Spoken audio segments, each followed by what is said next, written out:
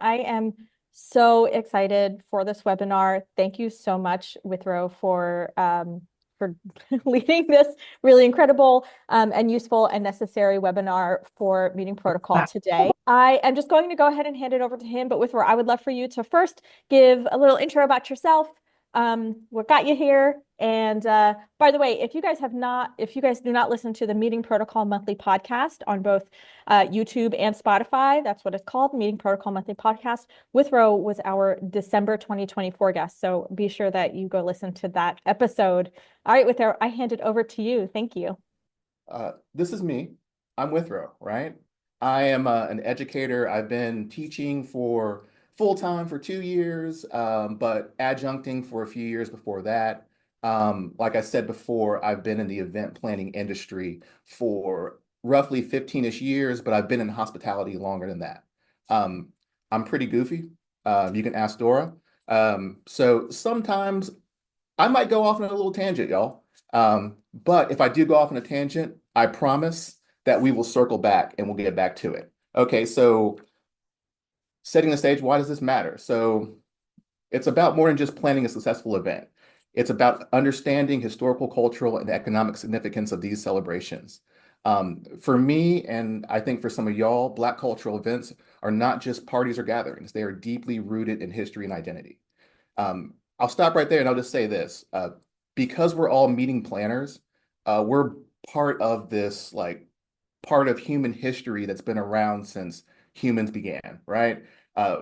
Things were celebrated, information was passed, marriages were celebrated, births were celebrated, we had homegoing celebrations. So with us in this industry, we are part of human history. And if you have listened to the podcast, I like to preach this. We have this amazing ability to create happiness with what we do. So whether we're talking about a conference, a Comic-Con, a festival, a concert, there's these experiences that we can create for our guests and our attendees that will last them a lifetime. So I always want everybody to know, not just within Black cultural events or Black historical events, but in all events, what we do matters, and we're part of, like, this beautiful thing that we call humanity. So again, sorry for preaching to the choir, but I had to say it.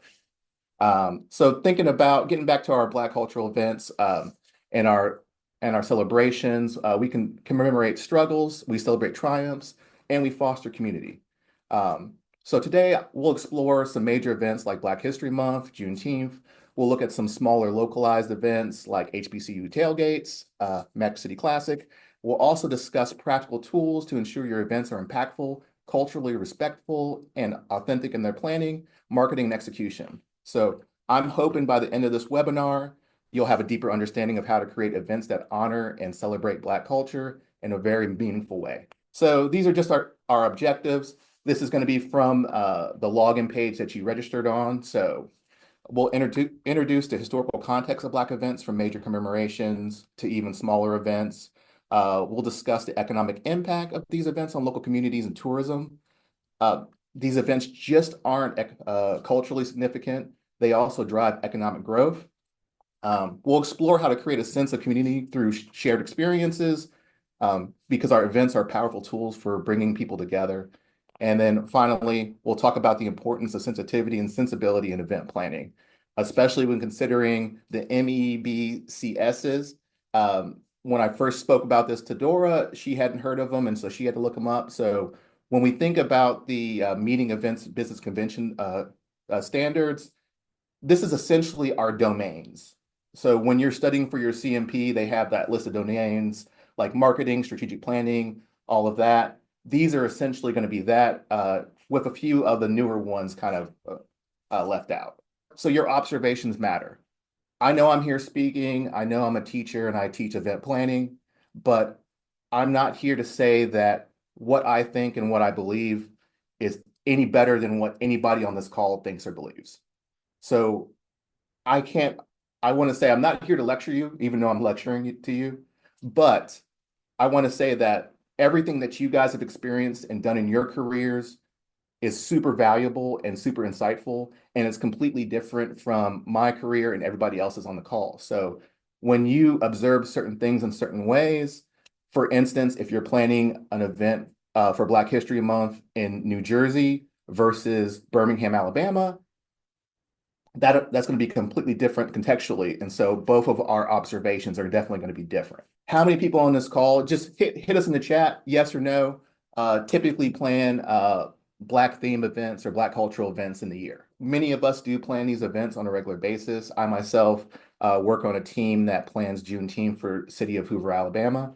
And so one thing that's easier for us to sell to the public at large is how much value these events bring to our local community. Our historical context. And so this photo here, this is going to be from an early Juneteenth celebration.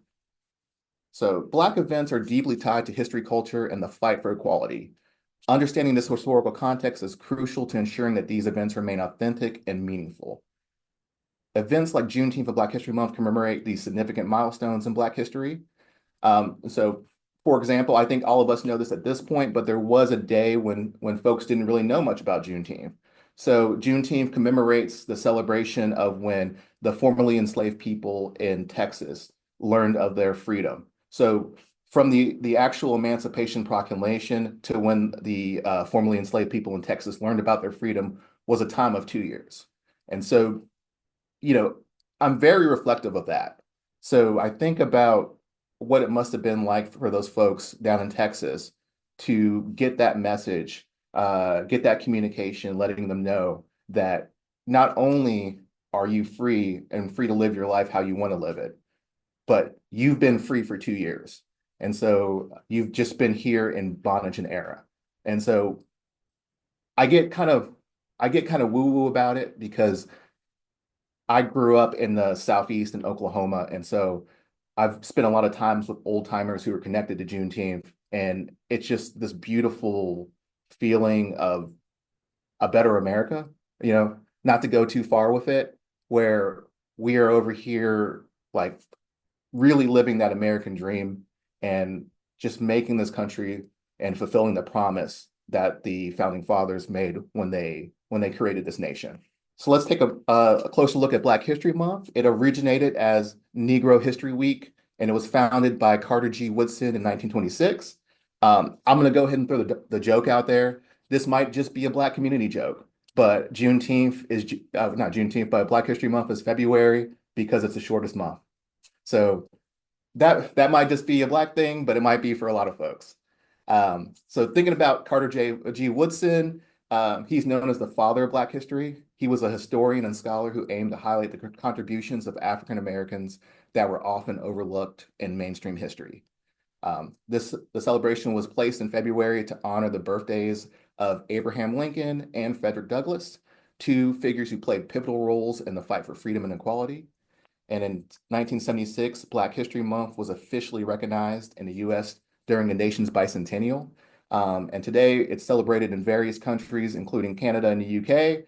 Also, for anybody who's connected in the military, it's celebrated wherever our military service men and women have dissipated to throughout the world. So it really is a time to reflect on the past and celebrate the present and inspire future generations. This is the park right across the street from the Birmingham Civil Rights Institute and Museum in Birmingham, Alabama. So Juneteenth commemorates June 19th, 1865, when enslaved Africans in Texas learned of their freedom 2.5 years after the Emancipation Proclamation. This day has become a symbol of Black resilience and liberation and the ongoing fight for equality. And so celebrations are typically including parades, music, cultural performances, historical reflections, and over time, Juneteenth has become a state and federal holiday. So that was a really beautiful thing that happened in our country, because I've been celebrating Juneteenth and taking it as a day off since I was in high school. But to have that recognition, I hate to use the term legitimacy, because all things are legitimate, but to have our federal government sign off on the holiday, it does actually, it really means something to you, and it really legitimizes and puts us out in like the public sphere. So historically, Black colleges and universities foster a rich cultural heritage and strong sense of community. These institutions have been pillars of the Black education and culture since their founding. The majority of our African American, Black undergraduates are still coming out of HBCUs. Um, at HBCUs, just like at other colleges, homecomings are a major celebration featuring parades, step shows, concerts, alumni reunions, and HBC tailgates bringing together students and alumni and local communities.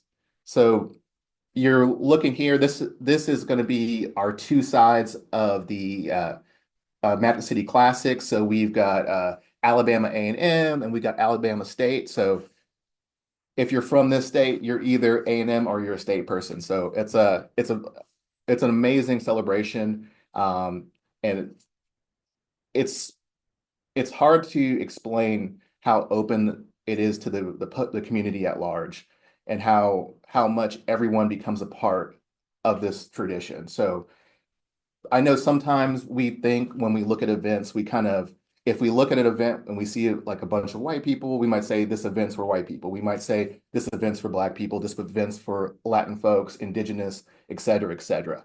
But when you really look at the Magic City Classic, everybody's invited and everybody's a part of this. And so you guys have heard the cliche, you're invited to the barbecue, right? So for the Magic City Classic, everybody is truly invited to the barbecue. Boosting local economies. So Black cultural events have a significant economic impact.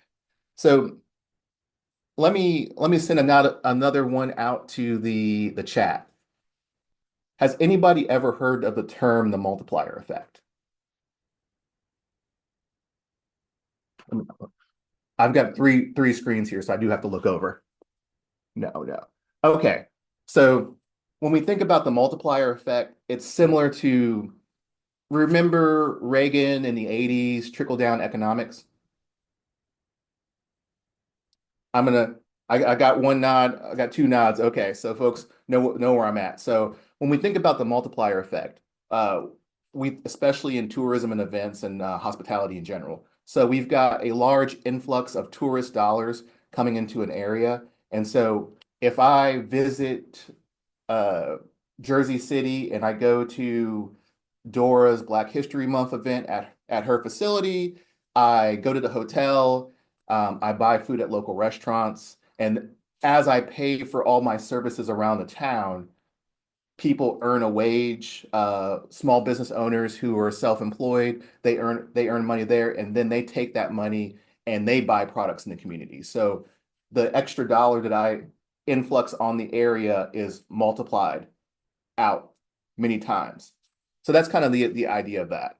So in addition to just that multiplier effect, events, Black cultural events themselves create job opportunities from event staffing to logistics and even entertainment industry. So folks who travel with different events and different festivals, or contractors and suppliers of different levels. Here's some examples. So this is the Zora Fest.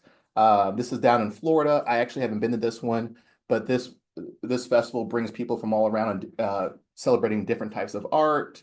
Of course, we've got the Magic City Classic. That usually brings 22 to 23 million a year to the Birmingham area. And then we've got Essence Fest. And I don't think anyone in here has, yeah. Oh, so yeah, we got Lakeisha loves it. So this is like an amazing event down in New Orleans. And it has to be seen to believe. So let's think about cultural competency. So a lot of you guys already know this. You guys have lived this. You guys have this already in some of your initiatives at your jobs, but I'm just going to state it. I'm going to put it out there. So cultural competency is the ability to understand, communicate with, and effectively interact with people across diverse cultures. That's a lot, right? That's a lot in one sentence. So if we think about event planning, cultural competency ensures inclusivity, authenticity, and respect for different traditions and values. It fosters meaningful connections and enhances guest experiences by acknowledging cultural significance. It also helps avoid cultural appropriation and misrepresentation in event themes and execution. For those of you guys who have ever heard of Tulsa, Oklahoma, the Tulsa Massacre. So during the pandemic, there were actually two different Juneteenth celebrations going on simultaneously. There was one Juneteenth celebration that was essentially organized by the city. And at that time, the city was mostly under politicians who probably would have identified as white. And then there was a separate Juneteenth event that was actually run by a Black community nonprofit that preserves Juneteenth heritage. So this gave us like a weird situation where we actually had two simultaneous Juneteenths going on in the same area, like parallel to each other. And I think this is really important to what we do as event planners. I know when I've planned events for people from like Middle East or Southeast Asia, I've had to learn a few new skills to be able to like create an event that would be suiting to their needs. So when we think about these respecting cultural nuances, so sensitivity in event planning means recognizing and honoring cultural traditions and values.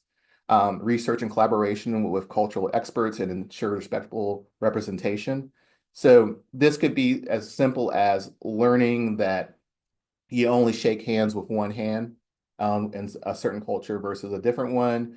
This could be the way you approach me as a man, the way I approach a woman. Maybe in certain cultures, I have to address the man first to not come off as disrespectful. So these these can vary, but when we think about African American cultural events, we really have to like dial this in and make sure that we're not being too surface level. Um, for instance, if you're planning like a meal for a Juneteenth celebration, thinking about my context, I would almost always use, and I don't want to sound too cliche, I would almost always plan it for barbecue chicken or fried chicken. But that's because I'm based in the South, and that was very appropriate for my community and what they're going to want. But if we're planning a Juneteenth event in upstate New York, this could be completely different. And so that community, if you planned it for fried chicken or barbecue chicken, that community of Black people might take offense to that. And so we do have to do our research and learn about our clients on the front end. So this is some homework for you guys. This isn't the end of the talk. This is just something that I'm in the middle of reading. And so this is moving it with the speed of trust. So trust is essential for building strong relationships with Black communities and event stakeholders. So high trust leads to faster collaboration, smoother logistics, and reduced cost. If you trust people that you're working with, think everything is easier, everything is smoothed over. Community engagement thrives when event planners prioritize transparency and authenticity. Missteps in cultural representation or a lack of inclusivity can erode trust. So this is a quote from Covey: "Trust is the one thing that changes everything." So this is an amazing book, and this has really informed what I do. You can find this on Amazon, Walmart, Target, all the things. You might even be able to find it magically, download it to your computer on a random website. Don't tell anyone I told you that. But I would recommend everybody read this book. So the Meeting and Business Events Competency Standards, these came out in 2011. There was a need to formalize a set of competency standards for the industry and develop all the KSAs. So again, this is like our domains when we're studying for our CMP, and this covers pretty much every step of our industry. This is a very generic thing that we as instructors do, but sometimes you just have to put the information out there. So this just gives us all the different MBECSs. So again, we've seen this before in our CMP study and even in our work lives. So strategic planning, project management, risk management, et cetera, et cetera, et cetera. The only two things that aren't on this list that are actually in our domains were going to be sustainability and technology. But this is a question, not to me. This is a question to you guys. So most of what I've been talking about is dealing with Black people, African Americans as stakeholders. When you guys are dealing with African Americans / Black attendees as stakeholders, are there any special nuanced things that you guys do, or is it every customer is approached the exact same way? So let me look over here in the chat. Sure, you got a question back at you. I can read it. Are there recommended ways to research your group's preferences and cultural needs without asking them directly? Sometimes I feel that asking can be taken the wrong way and I should already know the answers. So there's two ways to think about it. Sometimes asking directly is the best thing to do. So there's something that and like usually I play dumb. I'll be like, if I don't know something, I'll be like, hey man, this is very weird and please forgive me. I'm always saying please forgive me. Can you explain XYZ? I once, when I was working in student affairs, students were doing cornrows and dread patterns with gold tinsel braided into it, which I thought was really interesting. And so I just went up to a kid and I said, hey, this, I know I'm old, I know I don't get it, but is there any certain significance? And the kids I talked to, or young people rather, were like, no, it just looks cool. Okay. Also, this is going to be kind of like the sort of met answer. We've got like this thing called the internet, right? We can actually, most people don't privatize any of their socials. If you have a certain customer you're dealing with, you can usually find a ton of information about them. And then you can just start from there. Now that's very creepy. I'm sure Dora looked me up before we got on the mic together at some point. I looked her up to make sure I got the photo right. That's one way. If you're nervous about asking directly, you can just do a search. And then for some of y'all, you guys are in really, really big markets, but I'm in Birmingham, Alabama. Everybody basically who works in event planning, event management, we all basically know each other. So if I need to know something about you as a client, I can just call someone at a different facility and say, hey, tell me XYZ about Megan. Full disclosure, I am a wing it kind of guy.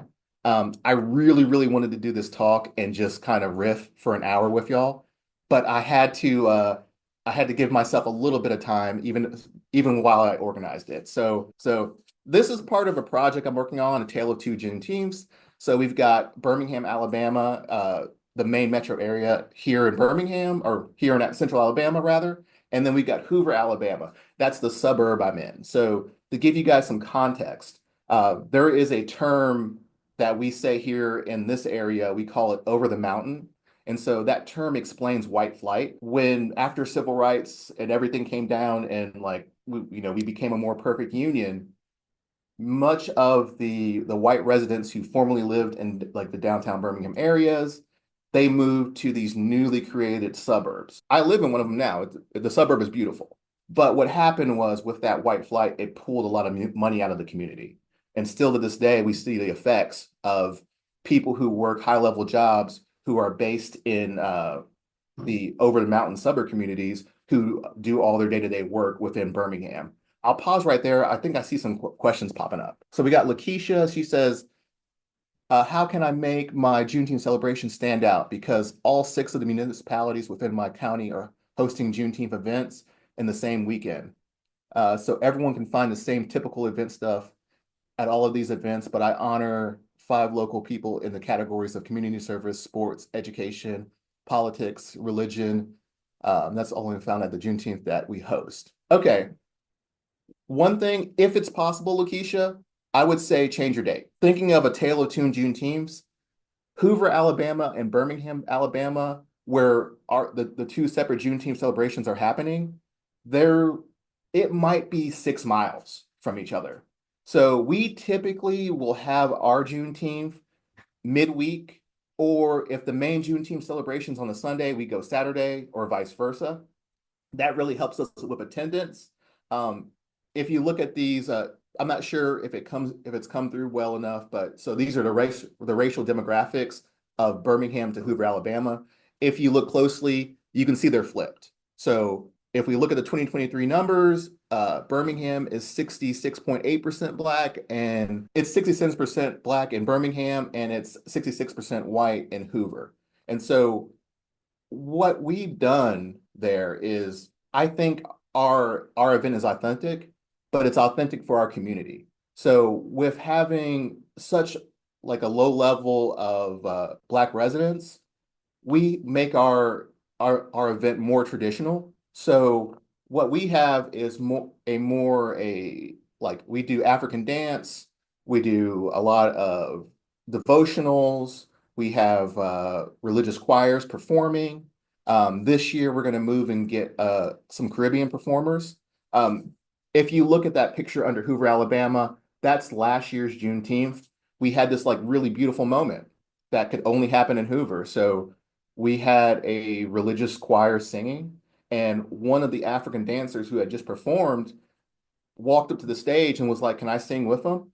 And someone gave her a mic, and she just belted out a solo, and she led the choir. And then we were past last year we were in the library for City of Hoover, so she basically led a gospel choir parade through the library. It was such a beautiful experience.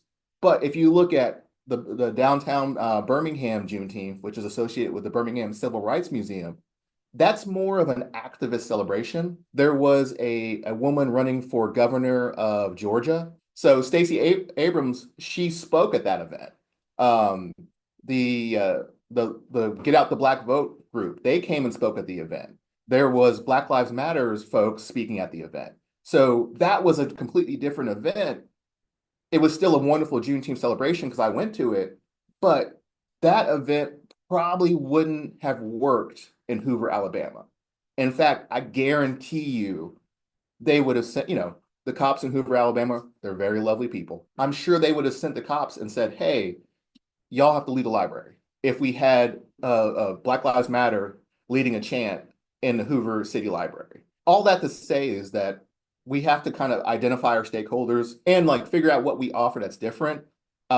Immediately seeing that you offer certain awards, my first thing would be get people who I know will show up. I know that's so cynical, but we've all planned events where we've given out an award and the person like sent an email and we're like, "Oh, well, hey, they're not here." So make sure you have someone that will show up and make sure you have someone who has a little bit of juice. For those of y'all who don't know what I mean when I say someone who has juice, someone who has pull around the community. So somebody who will definitely bring people if they're there. Um, at the Hoover Ahead Juneteenth celebration the year prior to that, we had the executive producer of a PBS docu-series. The name of the series escapes my mind. And so some people just showed up for her. They literally walked in, heard her speak, got up, turned around, and walked out the door. We all, just trying to figure out what works best for our crowds. This is something we do in Hoover. We actually have like we'll have like a Martin Luther King Day essay contest or our art presentation contest. What we do is we do that in Black History Month, so it's happening in a few weeks. But you could do it any time of the year, and that way, when the kids win it, then you have automatic people who are coming to see their child get that award at the Juneteenth celebration. And so again, that's a little bit cynical, but sometimes people won't show up for their friends. 99.999% they'll show up for their kids. So y'all, what about Kendrick? He said it was good that people didn't like it. And I agree with this.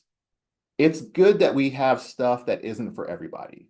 And so getting back to our tale of two Juneteenths, there are probably people in the community who would look at the Juneteenth that's happening in downtown Birmingham and they might be alarmed, right? I'm not here to judge people. People come from different environments, they have different backgrounds, they grew up in different cultures. So I'm not here to say something about that. But maybe a certain type of person would see all those people across the street from the Birmingham Civil Rights Museum and get worried and turn around and drive the other way. Now, thinking about the Hoover Juneteenth, that can be palatable for a very mixed audience. Again, this really gets into cynicism. Sometimes you have to take people on steps along the journey. So if someone is very milquetoast, they eat plain potatoes, all that kind of good stuff. They might not ever even consider going to downtown Birmingham. In fact, you guys aren't from here. There are a lot of people in the suburbs over the mountain who are very afraid to go to downtown Birmingham. Don't get me wrong, there's crime there, but we're all human beings and there's been crime in our society since the beginning of our history. So, all that to say that it's okay. Like, that's what I loved about that Kendrick Lamar performance. A lot of people are viscerally reacting to it in either good or bad ways. This allows us to see that it's okay to have something that people don't like because you still have that audience of people who do like it. So I don't know what would be an analogy in either the feminist community, the LGBTQIA plus community, the Latin community, or or the Southeast Asian community. But there's probably similar situations in all those communities where people are going to love it or hate it. So we don't have to be everything to everyone all the time. And I know we all try to be because we're all event planners, we're all event managers. We try to be everything to everybody. We're planning an event in our facilities. We're like, oh yeah, this is great for a dance. Oh yeah, yeah, we'll just put some stuff over the carpet. Oh yeah, this is great for a speaking presentation. This is great for a wedding. Just, things to think about. Okay, so let's think about when we don't have people like me, people like Dora, or any other people who are different in the room. Sometimes we can get bad results at the end. So this, I'm sure everyone in their life has been in a public restroom at some point. Have you guys ever seen the automatic hand washing, like the automatic faucets? So when those first came out, Black people were like, and Black people and other people with dark skin tones were like, these don't work, they're racist. No one believed them, but they were right because they weren't intentionally racist. But because the people who designed them, the training set they were using were all the technicians and engineers in the room. All the engineers in the room were either East Asian or white. And so if you had a certain darkness to your skin tone, the faucets originally wouldn't recognize you as being a person. This is why we all have to be in the same rooms together. We have to be in diverse spaces. There's a lot of isms in our lives. So we got sexism, we got racism, anti-Semitism, we got some phobias, we got homophobias. We all work in our industry, and I think more so than other industries, we understand that the more isms and the more obias we get rid of, the more profitable we can be. I hate to be all super capitalistic about it, y'all, but something that we can sell to our administrators, to our boards of directors is how much potential profit there is with making sure that we reach all communities. Now, I'm just here talking about the Black/African American community, but I'm really hoping we hear similar talks from folks in all these other communities. And so we can have a game plan that we can put together. We can show our leadership and we say, hey, there may be, a little pressure coming down from on high, but when we think about boots on the ground situations, we know that if we reach all people, it's going to be better for everybody. Withrow, Liam's got a really great question in the chat. He planned an event once in Atlanta where people literally self-segregated themselves in groups by their race.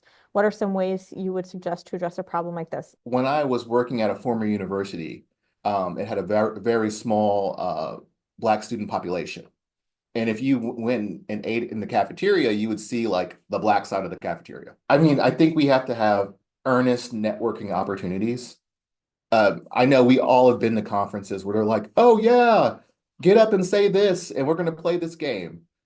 That I hate that. When I hear them going into that little spiel, I'm just like slowly walking into that bush like Homer Simpson until I disappear. But I will say this, Ad Astra is a higher ed educational company. They had something that was unique to me at the time, at least. Their networking opportunity was sign up for it and they put everyone on pickleball teams. I'm not encouraging alcohol use or misuse, but it was a bunch of free drinks and playing pickleball all night back when it was very new and in vogue. And so that was something fun that I thought worked.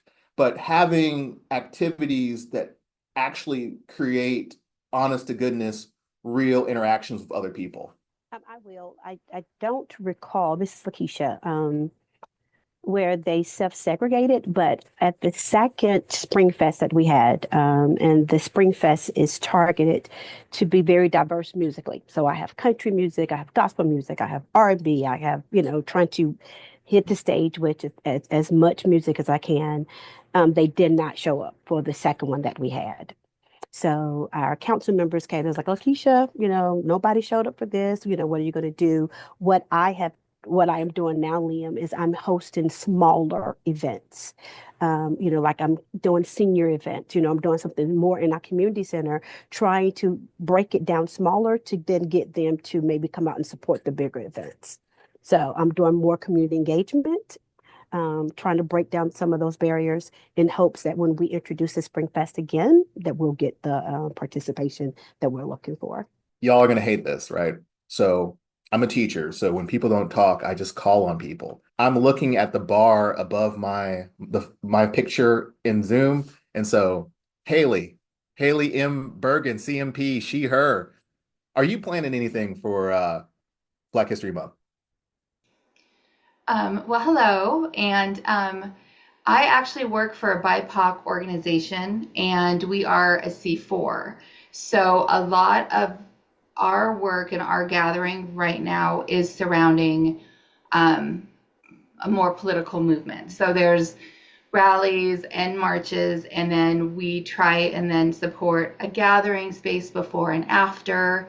We're a funding foundation, so we're also going through, I'm in Spokane, Washington, the state of Washington.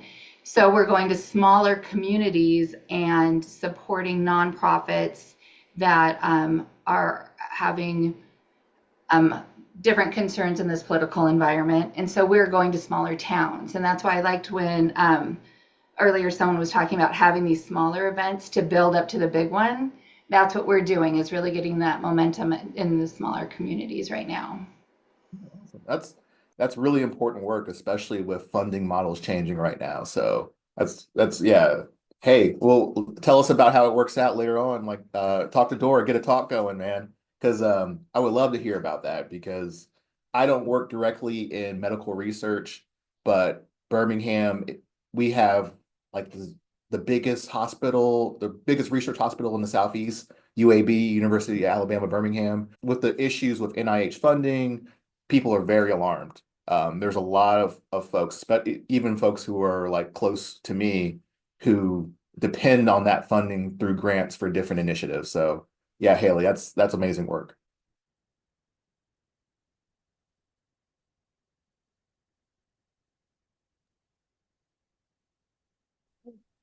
Well, if nobody else has any questions, I want to say thank you to Withrow one more time. Really grateful for your time, your expertise, and for all of you audience members, you may be wondering how you're going to get your credit, your one credit. So in a few days, this should be available on the EIC portal for self-reporting. If you know anybody who wants to be a webinar or on my podcast, a webinar speaker or on my podcast, if you yourself want to be on my podcast, or if you have an expertise that you want to showcase on a meeting protocol webinar, let me know. I would love to highlight you and present you to the world. I guess that's it. Email me if you have any questions after this, and thank you so much for being on. Yeah, thank you guys so much for listening to me. I really appreciate it. I get to talk with students all the time, but you guys are my peers. Bottom of my heart, thanks for listening to me. Thanks for being involved. Hopefully I see you guys at a conference at some point in the future.